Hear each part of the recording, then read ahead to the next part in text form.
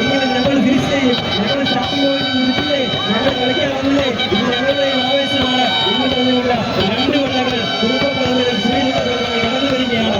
Finishing പോയിന്റുകൾ അടുക്കുന്നു. Finishing പോയിന്റുകൾ അടുക്കുന്നു.